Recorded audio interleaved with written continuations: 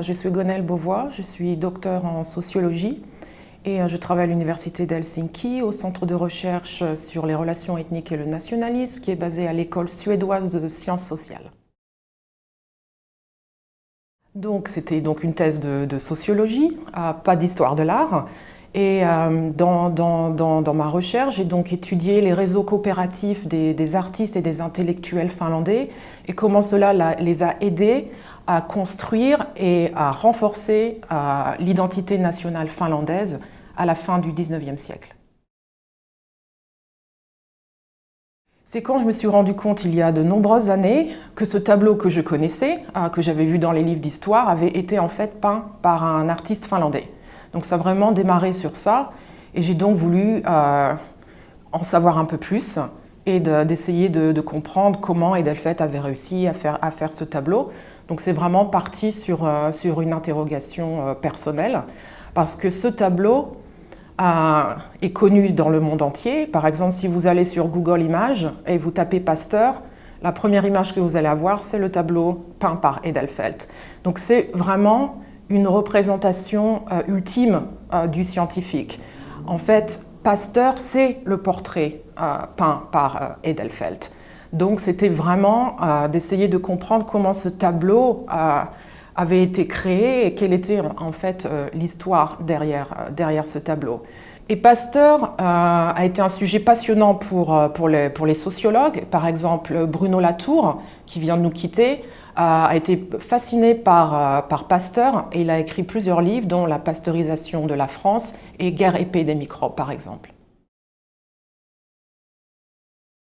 Ce qui me paraît plus marquant, c'est vraiment la profondeur du lien entre Edelfelt et Louis Pasteur, mais aussi avec toute la famille Pasteur. Donc il a eu une amitié avec la famille Pasteur jusqu'à sa mort en 1905. Donc il y a vraiment un lien très profond, un respect mutuel, une tendresse même entre Edelfelt et Louis Pasteur, mais aussi avec le fils de Louis Pasteur, Jean-Baptiste. Ils ont été très amis jusqu'à sa mort. Donc il y avait vraiment un lien très très fort. Et je pense que c'est ça qui est le plus marquant. Et ce qui est aussi intéressant, donc en fait, ce tableau n'était pas une commande en tant que tel, c'était pas juste un peintre qui va faire une commande. Il y avait vraiment un rapport vraiment personnel entre eux. Et c'est donc ça qui est vraiment intéressant. Donc c'est pas juste une relation d'un portraitiste qui va faire un portrait de quelqu'un de célèbre. Donc il y avait vraiment ce lien très fort. Et ce qui est peu connu, c'est que Edelfelt a en fait les portraits de plusieurs membres de la famille de Pasteur. Donc il a fait tout d'abord le portrait de Jean-Baptiste, et c'est en fait Louis Pasteur qui a commandé à Edelfelt le portrait de son fils. Et il a ensuite fait plusieurs portraits de la famille Pasteur et aussi de la belle famille de Pasteur, les Valéry Rado. Et il a aussi fait les portraits de collègues de Louis Pasteur, comme le professeur Roux, par exemple. Oui, ce qui est fort peu connu aussi par rapport à Pasteur, c'est qu'avant de prendre la voie d'une carrière scientifique, il avait envisagé de devenir artiste lui-même. Donc il faisait beaucoup de pastels, de portraits de sa famille. Il a été toute sa vie intéressé par l'art. Il a été un mécène toute sa vie. Et on se demande évidemment quelle aurait été la science si Pasteur avait décidé de suivre la voie artistique plutôt que la voie scientifique. Donc c'est quelque chose qui n'est pas très connu, que Pasteur avait vraiment un amour pour l'art qui s'est vraiment manifesté tout au long de sa vie. Et aussi ce qui est intéressant dans la réalisation du portrait fait par Edelfelt, c'est que Pasteur s'est vraiment investi. Il a posé pendant des mois, plusieurs heures par jour, par semaine.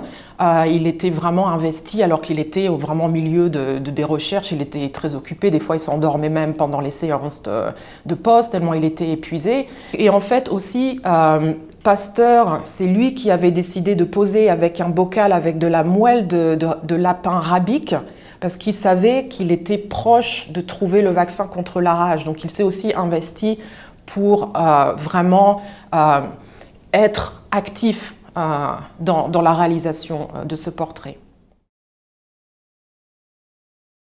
Bon, l'accueil a été enthousiaste immédiatement, alors que la compétition a été assez dure, parce que en général les gens ne savent pas, mais c'est qu'il y a eu beaucoup de portraits faits de Pasteur.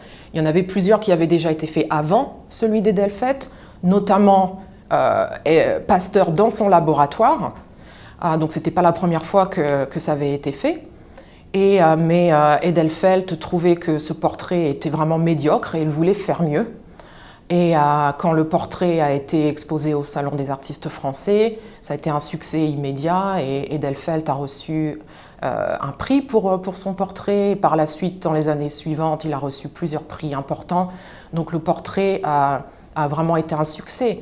Et d'autant plus que 2 autres portraits de Pasteur étaient exposés en même temps au Salon des artistes français, mais l'histoire n'en a retenu qu'un.